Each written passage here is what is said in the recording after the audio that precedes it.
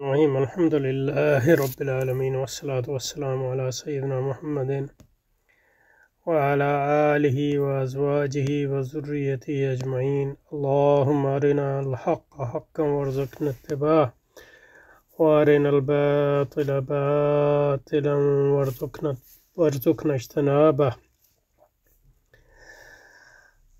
اللهم ربنا زدنا علما وعملا وإخلاصا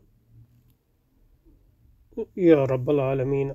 اللهم إنا نستودعك فلسطين وأهلها وغزة ورجالها ونساءها وأطفالها وأرضها وسماءها واجعلها وأمثالها في كنفك وودية عندك يا رب العالمين.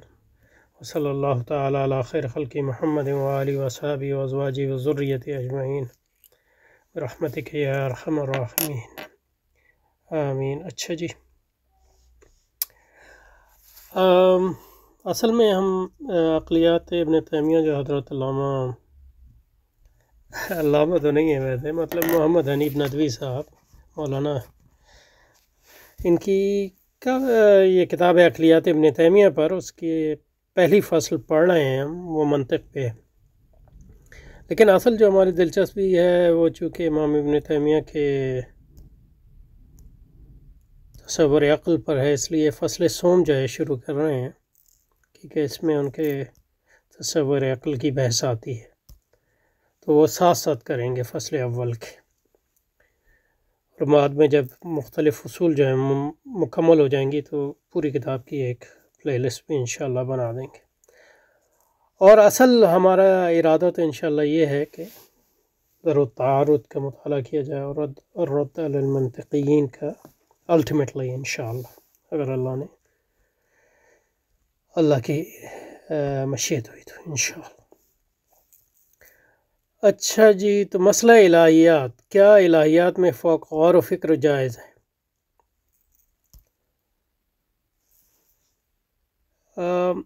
تو یہ حضرت جو ہمارے ہیں مولانا حنیف ندوی صاحب، یہ اہل حدیث عالم ہے. اب انہوں نے کام کیا ہے، یہ مجلس ثقافت ہے یا ثقافت انسٹیٹیوٹ ہے، اس میں میرا خیال ہے یہ ملازم تھے، اور زیادہ تر وہیں ان کی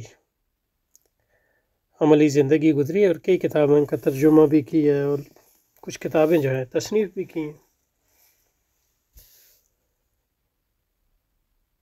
اور یہ پرانے اہل حدیث کی طرح، یعنی مطلب یہ ہے کہ وہی درس نظامی میں میرا خیال ہے ان کی تعلیم ہوئی ہے، تو ان کے مباحث سے واقف ہے.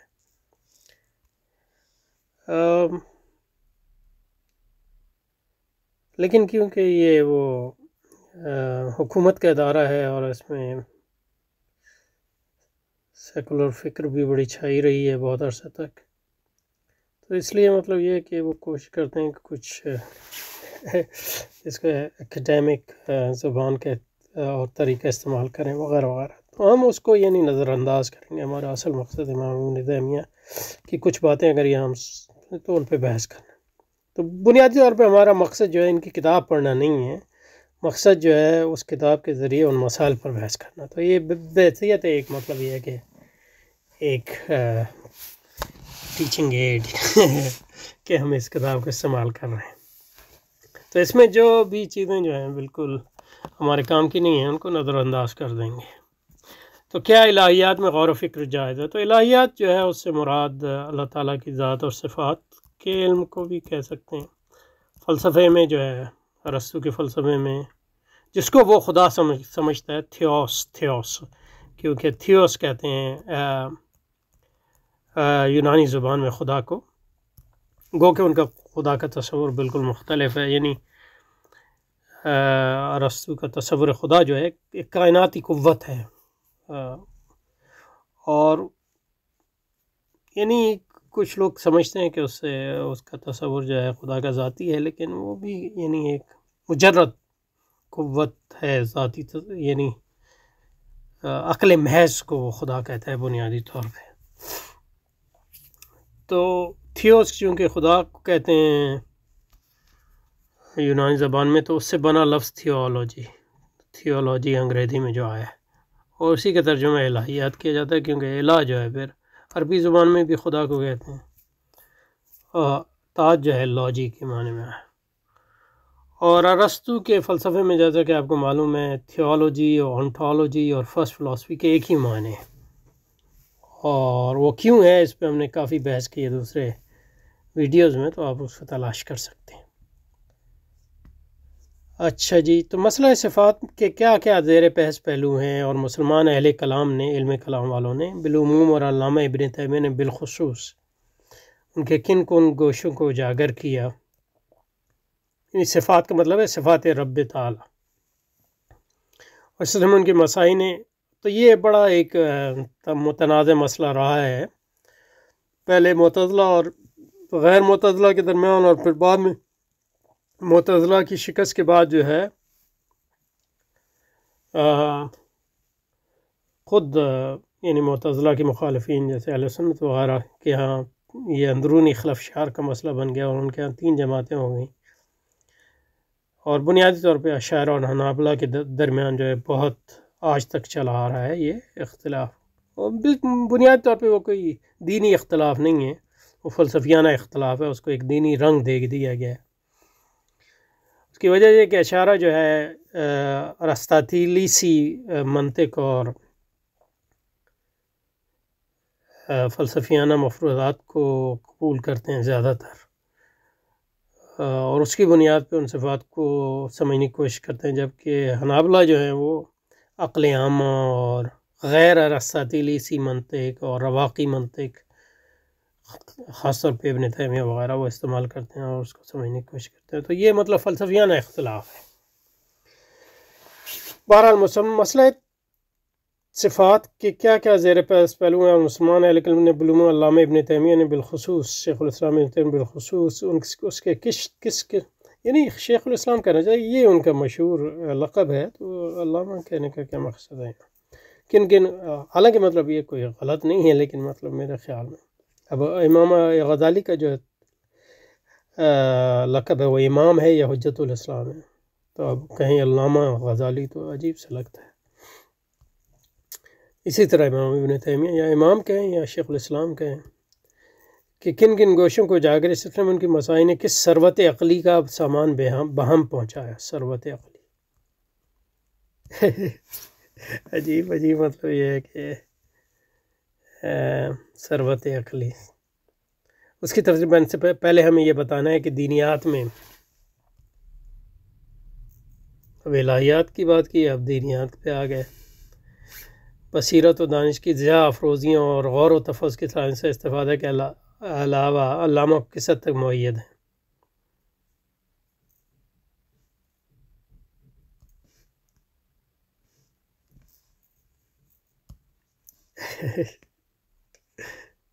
ایسے پیش کر رہے ہیں کہ یہ کوئی متنازع مسئلہ ہے کہ دین میں غور و فکر نہیں کریں گے تو اور کیا کریں گے، مطلب یہ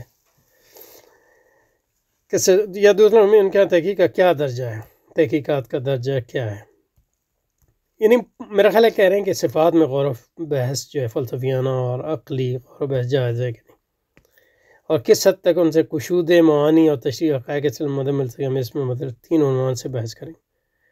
تو یہ اس پیراگراف میں زیادہ تر لفاظی ہے، کوئی اہم بات اتنی نہیں ہے، تو اس لیے آگے بڑھیں گے۔ اچھا، کہہ رہے ہیں اول یہ ہے کہ کیا الہیات میں غور و خوض جائز ہے؟ الہیات کا مطلب اللہ تعالیٰ کی ذات و صفات میں فلسفیانہ غور و خوض، کیونکہ غور و تفکر تو کسی نے منع نہیں کیا جہاں تک ہمیں پتہ ہے، یتفکرون فی خلق السماوات والارض، اور تفکر جو ہے اللہ تعالیٰ کی ذات و صفات میں بھی بالکل جائز ہے، لیکن یہ کہ جو مختلف فی پہلو ہے فلسفیانہ تفکر، اور اس میں بات یہی ہے جو علامہ ساوی نے کہی ہے، جو خود ایک اشعری ہیں، حاشیۃ الساوی میں کہی ہے انہوں نے، جو الخریدۃ البہیہ پہ ہے، اور اس کی شروع جو ہے ہمارے حضرت مولانا حسان ہندی جو ہیں ہمارے جو استاد ہیں، ان کی شرح کے ساتھ موجود ہے یوٹیوب پہ، اور دوسرے شیوخ کی شروع بھی موجود ہے۔ تو علامہ ساوی جو کہتے ہیں وہ اہم ہے، وہ یہ کہتے ہیں کہ اصل مسئلہ یہ ہے کہ یہ ذرا مطلب یہ کہ بحث سے پہلے جو ہے میں اس کو پری ایمپٹ کر رہا ہوں، لیکن یہ کہ مقصد یہ نہیں ہے، لیکن ذہن میں بات آ گئی۔ تو علامہ صاحبی جو کہتے ہیں وہ یہ کہتے ہیں کہ اور یہ اشعری ہیں، اشعری علم کلام، کہ عالم غیب ایک ہے، عالم غیب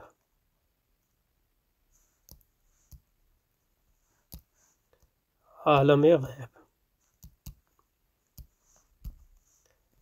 اور جس عالم غیب کی ہم بات کریں وہ مطلق عالم غیب، کیونکہ ایک عالم غیب ہوتا ہے جو نسبی ہوتا ہے، مثلا اب میں دیوار کے پیچھے نہیں دیکھ سکتا، یہ بھی میرے لیے عالم غیب ہے، لیکن یہ کہ نسبی ہے، مطلق نہیں ہے، یعنی میں دیوار کے پیچھے چلے جاؤں تو یہ عالم غیب نہیں رہے گا میرے لیے۔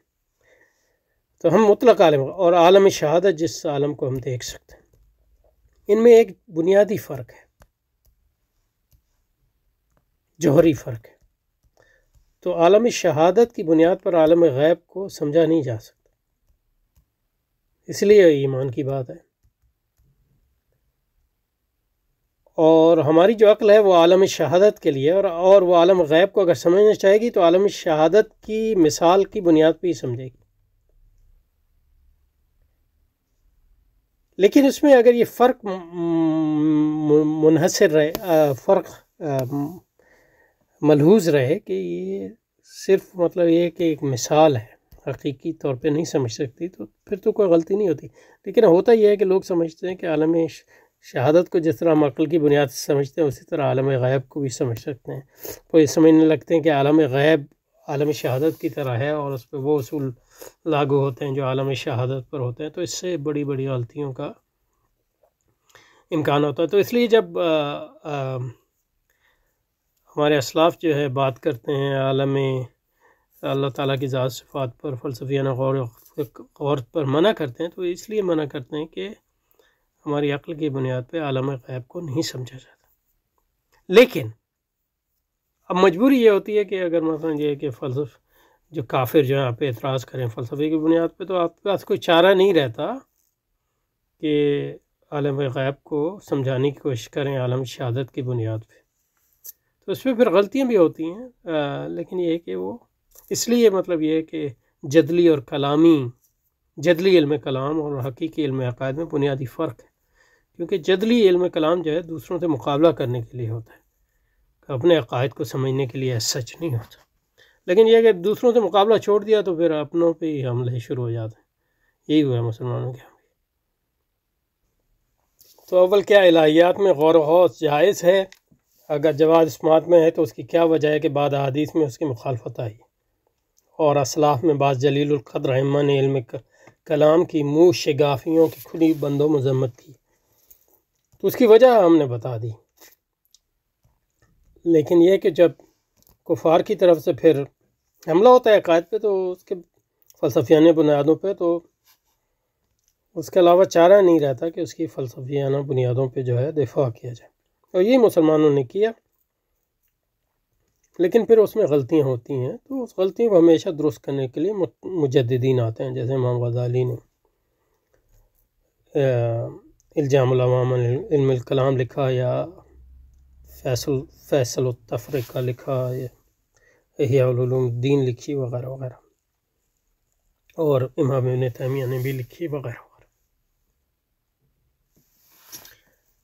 دوم سمیات اور عقلیات میں کس کو؟ سمیات کا مطلب ہے قرآن و سنت اور اجماع اور اقوال ائمہ اور آثار صحابہ اور تابعین، اور عقلیات سے مراد عقل ہے جس کو ہم اسلام۔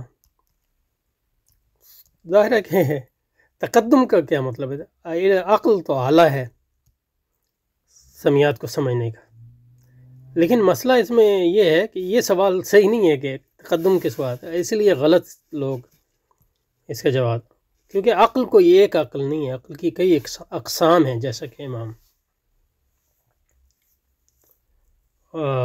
غزالی نے احیاء میں لکھا فار ایگزامپل مثلا۔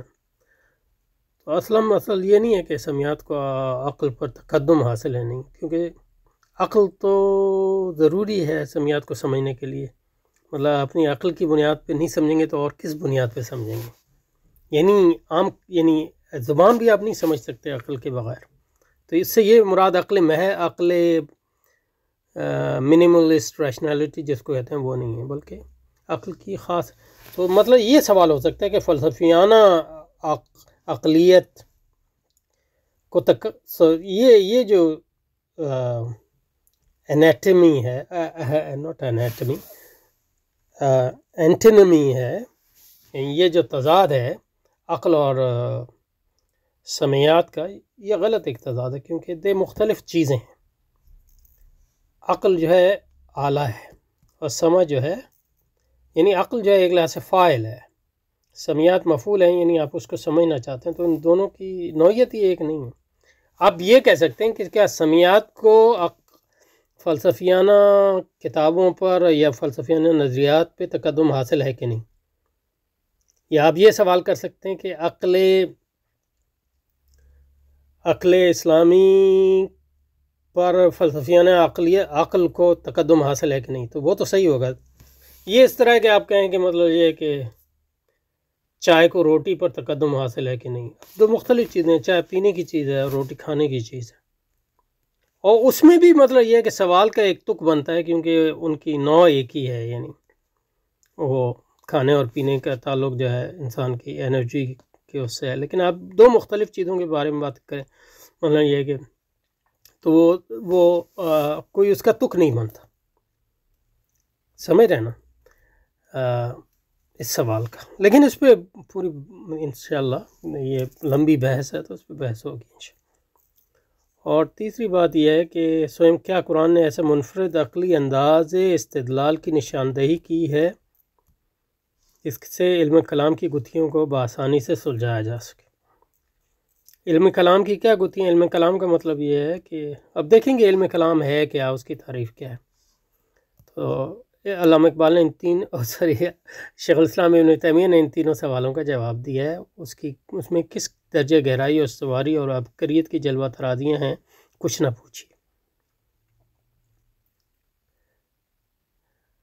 اس کے اصل لطف سے تو کچھ وہی لوگ بہرا بند ہو سکتے ہیں جن کو اللہ تعالیٰ نے ان کی کتابوں سے براہ راست مطالعے کا شرف بخشا ہے. انشاءاللہ ضرور کریں گے. ہمیں بھی اللہ دعا ہے کہ اللہ ہمت دے کہ اس کو پڑھیں یہاں. بہرحال یہ بھی کیا کم ہے کہ ہم ان کے ذہنی کاوشوں کو بڑی حد تک اردو فنکارین تک پہنچا. آئیے ایک ایک کر کے ان کے فکر کے ان جواہر پاروں سے قلب و ذہن کی آرائشوں کا اہتمام کریں. چلیں جی، تو یہاں پہ رکتے ہیں انشاءاللہ، تو اس کو جاری رکھیں گے.